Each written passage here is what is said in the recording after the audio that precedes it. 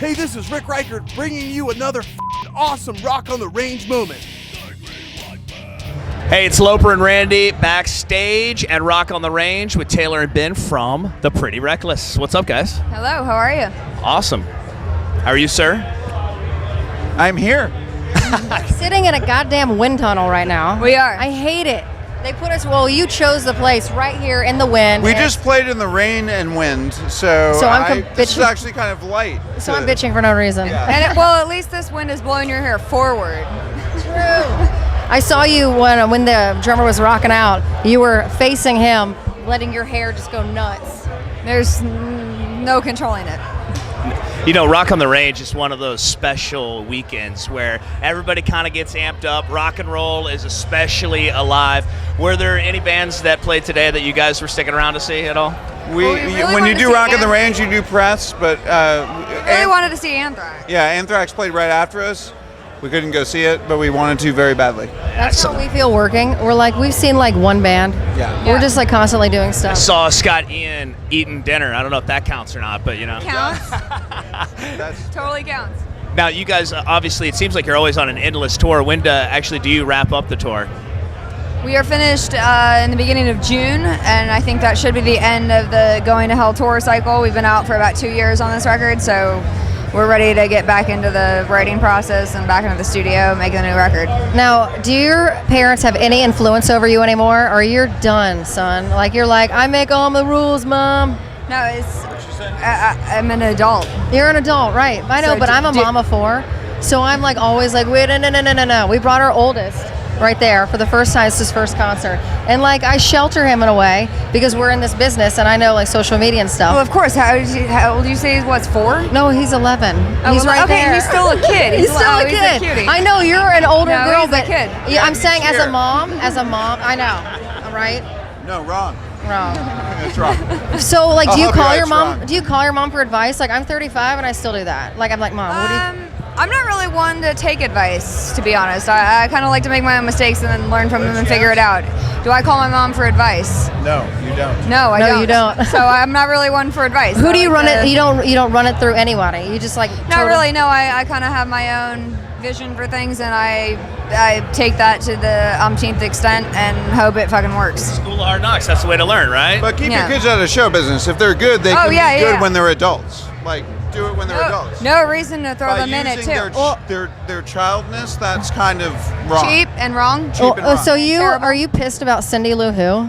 I'm not pissed about it. It happened in my life. It's there. It exists, Like but I don't. But you your had no kindergarten choice, is what teacher you're sucks, saying, like- right? You had no choice, kind of like your parents. No, I didn't have any choice, but it wasn't like It wasn't horrible. Are you pissed about preschool? Because my preschool was the Grinch. So there you Was go. the Grinch, It's, yeah. it's, I barely remember it. I think the way you are on stage, for sure, comes off from, I think, your acting chops because, you know, obviously it's all natural, but the way that you are on stage is, I think, unlike a lot of bands out there. And I think, you know, outside of the music, that is the appeal to a lot of people that come to the shows. You know, they see you just get up there, that you give it all. You know, I think through the 90s, what we saw was a lack of that strong lead person. Would you agree?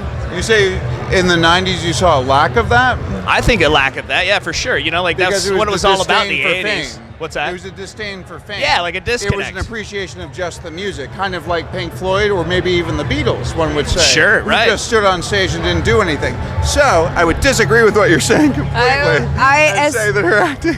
Well, you think people didn't know the Beatles? Like, who the Beatles were? The Beatles didn't act on stage. They didn't do anything. They stood and played their instruments, played the songs, much like the 90s where it was about the music, not about the performance But what was the itself. best Beatles? The Beatles, once they got on acid and started expressing themselves, right? Okay, And you they knew who didn't were. perform anymore. That's 1966. Post then, they didn't perform at all. So if you look at the last Beatle performance between 1966, where they started to do hypothetical drugs, which again is a hypothetical, to Let It Be, where their last performance on a rooftop, still standing there playing their instruments, not jumping around, not doing anything, no antics, no acting, no nothing. Same thing as the 90s. Another renaissance of music, very brief though. Yeah. Sorry, I'm a musicologist. No, listen, I love it. I love it. Very brief. If you talk Chris Cornell, Kurt Cobain, Eddie Vedder. Eddie Vedder actually is probably more of a Jim Morrison version of it, where he's throwing antics into his emotions, which is still great. But the other guys, even But up to no one is saying, no one's calling that acting. yeah, no, they're just standing there playing songs, much like Pink Floyd. It's about the songs, it's about the music, about the playing. You can't play well if you're jumping around. Like, you can if you have, you can do the job if you have wireless things and it's all down notes and whatever. But if you're playing what Soundgarden's playing, you have to stand there and play it complicatedly. I barely move on stage. Now, there's exceptions. exceptions to that rule. Let's take Angus Young, for instance. He's an exception to the rule of being able to jump around. That's a Chuck Berry school of show business, a vaudevillian, almost 20s, 30s version of what performance means. And if you can pull that off, that's great. Ask Eric Clapton. He cannot, yet no one's going to argue him. But you can argue him with Jimi Hendrix, who did do that. Yeah. So my point is, there's both sides of the spectrum. You just have to be really good at whatever you're doing. And so... And I think you guys And got it's that got to down. be about the art. It's not Yeah. about... Well, that's what I like about you. You know, and that understand that was my point, was that, you know, you come from this very pure place, but I think your comfort level on stage brings out the emotion of your crowd. Like every time I've seen you guys, it's the crowd.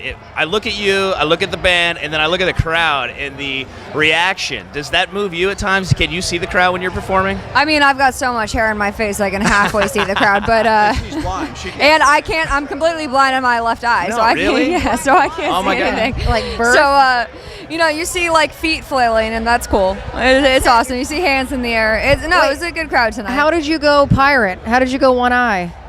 What happened? I was just You're like born? just born that way, natural. right. I tried the contacts thing. It gonna didn't fight work for with, me. Ted. Yeah, no. Like, what happened? I'm not giving you the real story. The real story is I'm saving it for the book. Do you but watch no. Daredevil? Are you Daredevil? Yeah. That's what I say. Do you watch Daredevil? I have no. I'm By the way, secret. not a fan of the new Netflix Daredevil. Oh my God! You're the first person I've The heard. new Netflix. I Daredevil. know. That's what I mean. He's not Ben Affleck. I don't like Really? Ben Affleck. Did you ask? You asked the question. All right, let's take the first episode.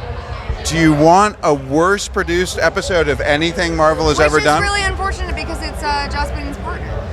Who's Joss Whedon's part? Oh, it's it's Dave Goddard, right? Who did Angel and Buffy, and the fight scenes were so. First of all, if I want to see a guy with a T-shirt tied around his head for 10 episodes, literally missing the hits in the fight scenes while he swings his feet and the guys just go like that, like. I'm a grown-up. Like WWE? I need something a little better. Also, the first 20 minutes of the Avengers, horrible CGI. What is everyone doing? Stop it. Yeah, I heard weird things about the new Avengers, but You're like a critic of life. You need like to be. it, though. I I know. yeah. They need to hire you for everything. Just to critique. I want to be a things. radio DJ, Do you? by the way. Oh God. you're like, let me tell you who sucks first. You know? Do me a favor, erase that video. Yeah, right. Thanks. Hey- Josh Whedon, I love you. So, you know, you have to wait till the last episode to even see the suit. You know that, right? For Daredevil? I'm sorry, say The it last again. I'm also episode deaf. of the season. We Pretty all Reckless are. is a mess today, guys. I couldn't get through 3 episodes of Daredevil. Yeah, you don't get the suit till or the end. Marvel's Agents of S.H.I.E.L.D., which is awful We as didn't well. do that one. but I don't mind Shield. The Shield's second, better the than first of all, the Daredevil. second season of Shield, they pick up the CGI. They start bringing fucking superhero shit in there. When The Flash is a better show, You Okay. think Then the Flash da- is better? I first of all, I know it's I don't better. do that. I don't like either of them. But when The Flash is redeemed as a better show, when don't The like Flash is either of redeemed, them? Like, they're both oh, awful. shocking. They're both awful. Yeah. I grew up with that shit. What do you like? the comic. The book. Flash. He loves the Flash. They should watch the cartoons first. If you can't beat the cartoons, you're going to lose. And they lost the I Ultron agree. in the cartoon was awesome. Yeah. Totally right. No doubt. Can we agree that Voltron was awesome back in the day? Oh, and back in the day, Ultron was awesome. Yes. All right. Not James Spader's Ultron. Ladies and gentlemen, we're backstage at Rock on the Range. You never guessed this would be the conversation. We're here with the Pretty Reckless. They tore it up, and we're going to come back for more. Thanks a lot, y'all. Thanks, I'm never guys. getting.